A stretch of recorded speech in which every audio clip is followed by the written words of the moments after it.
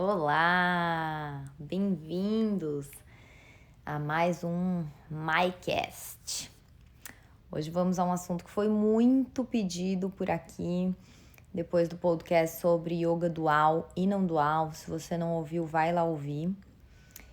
E eu senti a necessidade de fazer esse podcast, que agora em outubro de 2020 eu fiz o intensivo de yoga com Mai, que é um curso anual de filosofia, de prática de yoga, de uma semana. E sempre vem muitos professores de yoga que já fizeram alguma formação e daí não quer fazer mais um curso de 200 horas, mas quer se aprofundar na filosofia, nos estudos dos asanas, sem passar, por todo o conteúdo mais básico de uma formação. Então eu falei, essa turma, assim, mais da metade da turma é professor. Vou criar um material unindo o estudo do Samkhya com o yoga clássico de Patanjali, mostrando nos sutras de Patanjali a presença do Samkhya, mostrando a relação, mas também a diferença de alguns termos, fazendo analogias. Eu achei que eu estava arrasando. Eu tô lá explicando, usando todos os termos sânscritos do Yoga Sutras, mostrando qual termo se assemelha com Samkhya, e eu vejo a carinha dos alunos. Ué, ué, ué. Eles não estavam entendendo, eles não estavam acompanhando. E daí, pro outro dia, eu tive que reescrever toda a apostila com uma introdução ao Samkhya, que é o que a gente vai ver hoje aqui. Samkhya é um estudo fascinante. Eu demorei anos para entender. Achei que tinha entendido aquela ignorância, jovial. Ah, tá bom, estudei Samkhya, entendi. E o buraco é muito mais embaixo. Então, se você boiar hoje, escuta de novo. Esse é um podcast para talvez você ouvir outro dia também, com um bloquinho de anotação. É uma super aula. E o Samkhya, ele nos fala sobre a criação do universo, que é algo que eu tenho paixão por estudar. E o Samkhya nos apresenta uma visão, dessa cosmogonia. Samkhya significa enumeração. Então, o que o Samkhya fez foi enumerar 25 elementos ou tattvas, do sutil para o mais denso. O Samkhya, ele é mãe da Ayurveda. Então, a Ayurveda é muito mais do que saber seu dosha, Para entender a Ayurveda, precisa entender Samkhya. É mãe do yoga e disse que até da matemática. Então, se você tem interesse no yoga, na Ayurveda, precisa estudar e entender o Samkhya. Ele é o sistema filosófico mais antigo da Índia.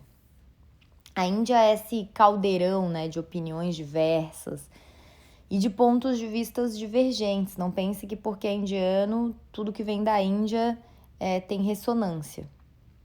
E daí no centro de toda essa diversidade estão as 6 escolas diferentes de filosofia indiana, sendo que Samkhya é o que forneceu essa estrutura metafísica para o yoga, que é uma dessas 6 escolas, influenciou as escolas variadas de Vedanta, como o Mimamsa, junto com as suas teologias do Shaivismo, o Vaishnavismo. Porém, mesmo dentro do Samkhya, tem diferentes interpretações, tá?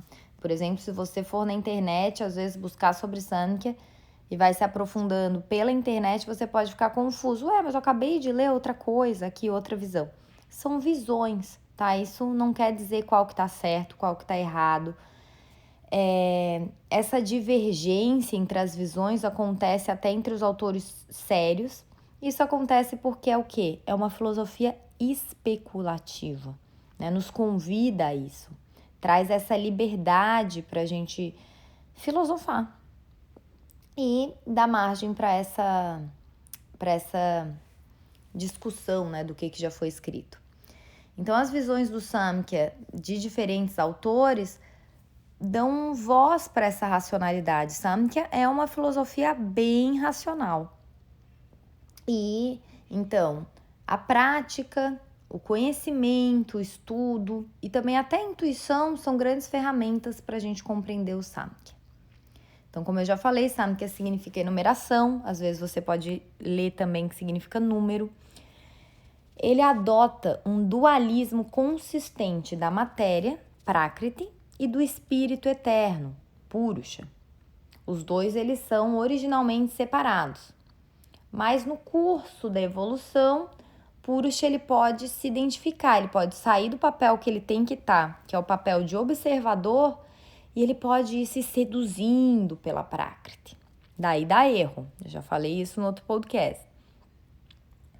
Então, o conhecimento correto aqui é o quê?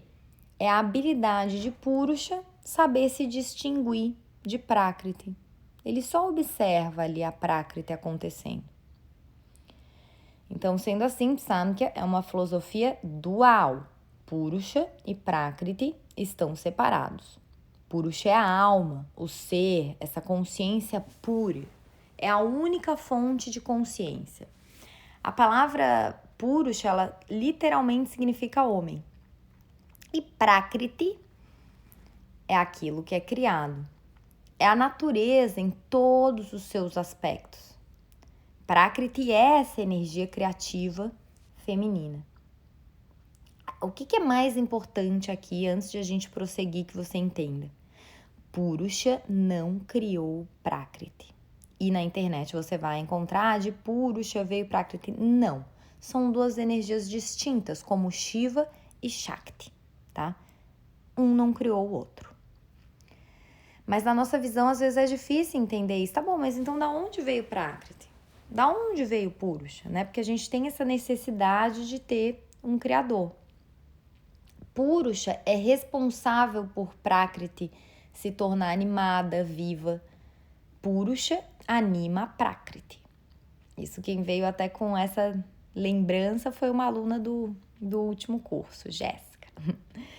Então, a filosofia Samkhya sustenta que existem incontáveis Purushas individuais, os divas, né? Cada um é infinito, eterno, onisciente, mutável. Não existe um diva, não existe uma alma hierarquicamente acima de qualquer outra. Não tem um mestre ali também de marionetes, não tem a Prakriti como com cordões que Purusha que está ali guiando a Prakriti. Prakriti tem vida própria. Só que Prakriti é inconsciente. Prakriti é tudo que está mudando no universo, o tempo todo. Prakriti não são só isso que a gente pode ver. Isso é outro conceito que eu vejo que as pessoas não entendem, porque elas veem a Prakriti só como a natureza, como assim, então Purusha é o imanifestado e Prakriti é o manifestado. Sim, e não só isso. Porque Prakriti não são só esses os aspectos físicos do universo que a gente pode sentir. São inclusive os nossos próprios sentidos. Os nossos pensamentos são frutos da Prakriti. Os nossos desejos, a nossa memória e até a nossa inteligência, que a gente não consegue ver, né? Então, Prakriti é tudo que não é consciente. A consciência está só no Purusha. Ou melhor, como Purusha. Então, Purusha, ele tem que estar puro e distante. Ele tem que estar além desse sujeito, né, da nossa mente e do objeto. E não tem como entender. Então vamos definir o que é Purusha melhor. Se a gente começar a definir muito, Purusha ele vai se tornar Prakriti, ele vai se tornar um objeto. Então, Purusha, ele não sabe nada. Ele não tem como compreender esse mundo, porque senão ele se torna um assunto. Purusha, ele simplesmente é. Mas, por causa da presença de Prakriti, Purusha, ele é atraído pela natureza. Por mais que a gente não possa definir, eu acho que Purusha é até mais fácil de compreender do que Prakriti, porque Purusha é isso, ponto, né? Purusha, a gente tem uma compreensão instintiva, também intuitiva desse conceito de alma, de consciência. Agora, o que a gente vai se concentrar é na Prakriti, que ela vai se desmembrando e em outros 24 tattvas. Então, de Prakriti manifesta-se Mahati, ou também chamado de Buddhi, que é essa grande inteligência. Mahati é o cosmos. De Mahat vem a Ahankara. Ahankara é eu fazedor, é o nosso ego. E de Ahankara se manifestam os 3 gunas, que talvez essa é a parte só que a gente mais conhece, vamos dizer, essa é a parte check, entendi o Samkhya porque entendi os gunas, né? Gunas são qualidades. Eles constituem a Prakriti, mas também são importantes, principalmente como fatores fisiopsicológicos, né? Para a gente entender até a nossa natureza, nosso caráter, a gente como indivíduo. O primeiro é tamas, que é escuridão. É a obscuridade, a ignorância, essa energia da inércia. O segundo é rajas, paixão, que é energia, emoção, expansividade. E o mais elevado, sattva, que é a harmonia, que é a iluminação, que é esse conhecimento esclarecedor, que é leveza. Então, eu já falei em outro episódio aqui, né? Por exemplo, a gente pode ter os tipos de personalidade, a pessoa mais preguiçosa, ou mais quando a gente tá na ignorância, a gente tá tamásico. Quando a gente tá impulsivo, quando a gente tá apaixonado, a gente tá rajásico. Quando a gente tá sereno, iluminado, a gente tá sátvico. Mas vamos em frente. A partir da manifestação dos gunas, que são como essas tranças, eles estão se enlaçando o tempo todo, dá-se início a esse processo de densificação dos elementos. Então surgem progressivamente os 5 tamatras, os elementos sutis, e cada tamatra divide-se em 3 partes. Uma parte sátvica, uma parte rajásica e uma parte tamásica. A parte de tamás divide-se entre outras 2 partes, sendo que uma delas se redivide em 4 partes, cabendo a cada parte um elemento. Então, quais são, né, esses tamatras? Akasha, éter, Vayu, o ar, fogo, o Agni, água, apa e Prithvi, terra. Então, do aspecto sátvico do tamatra Akasha, do éter, vem o Jnanendriya, ouvido. Aqui a gente vai falar dos sentidos. Então, do aspecto sátvico do tamatra Vayu, então, desse aspecto harmonioso do ar, se manifesta o tato. Do sattva da água, manifesta-se o Jnanendriya paladar. Do sattva do fogo, manifesta-se a visão. Do sattva da terra, manifesta-se o olfato. Agora uma pausa para você fazer relações, se ainda não veio. Né? Vocês sabem que eu sou apaixonada pelo estudo do chakras e quem já fez meus cursos de chakras percebe aqui que é a mesma relação do elemento de cada chakra com o sentido de cada chakra.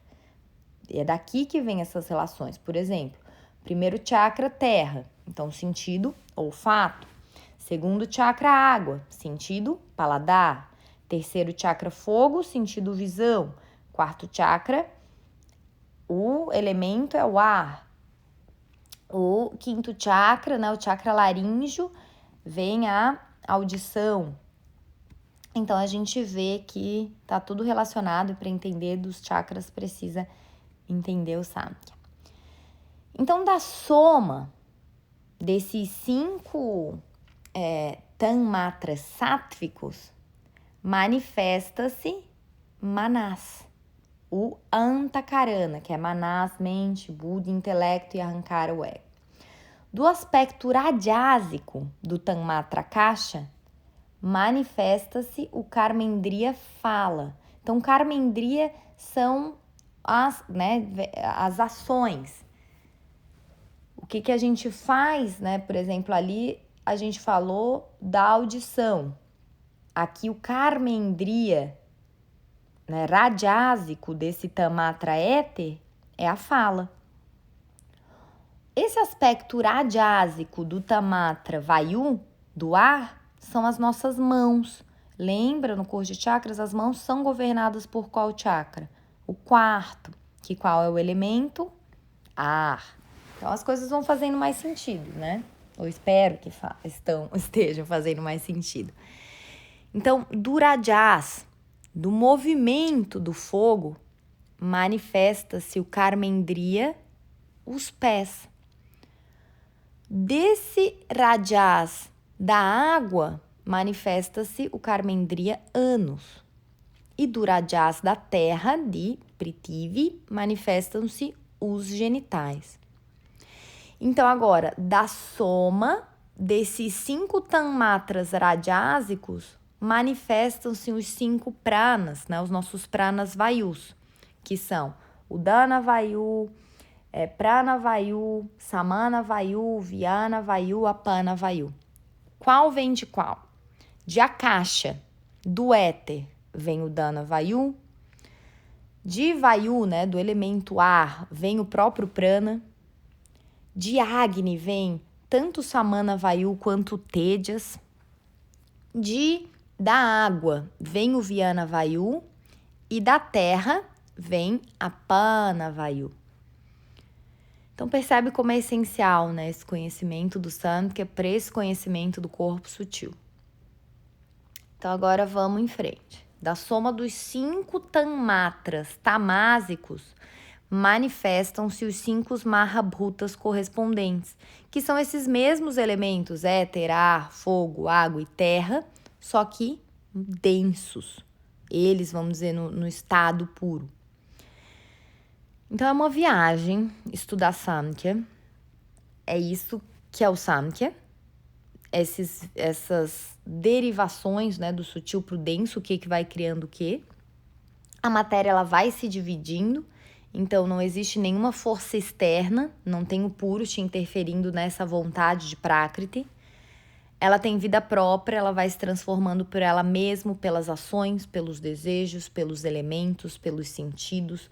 Isso vai criando novas ações, karmas, que vão dando novas derivações para as coisas.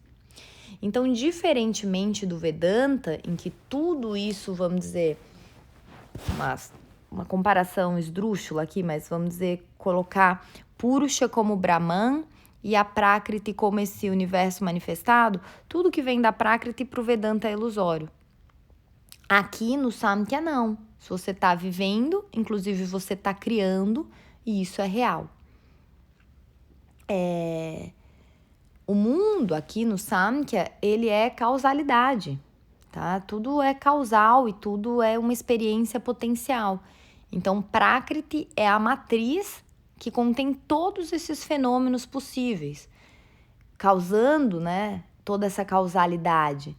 Então, tem um exemplo que é tudo já tem na sua forma potencial. Por exemplo, o leite, ele contém em si a manteiga na sua forma latente, potencial. Mas o leite sozinho, ele não pode gerar manteiga. Para que o efeito se manifeste, é necessário um arranjo específico de causas compostas. Então, o que é mais incrível de estudar Samkhya? É lembrar que você é pura potencialidade. Não se limite. Tudo que você quer criar nessa vida já existe num estado latente. Então vai lá e cria. Se fosse pra gente viver só em consciência pura, a gente não tava aqui no mundo da matéria, da Prakriti. Então, lembra que você é pura potencialidade. Se você ficou com alguma dúvida disso, do que cria o quê, do Karmendriya, do Jnanendriya, procura na internet, porque vai ter isso em forma de gráfico e vai ficar bem mais fácil de entender quando você visualiza o gráfico. É só digitar Samkhya na internet, vai em imagens e você vai ver essa imagem. Então, Prakriti é isso, né? A matriz que contém todos os fenômenos possíveis. E daí, Purusha. Se você tá cheio de dúvidas, se tá bom, mas Purusha para mim, de certa maneira, é Deus. É errado eu pensar em Purusha como Deus, não só como esse observador, como essa consciência pura. Existe um Samkhya com Ishvara, né? Com essa noção de Deus e outros sem. Bom, isso é assunto para um próximo episódio. Namastê.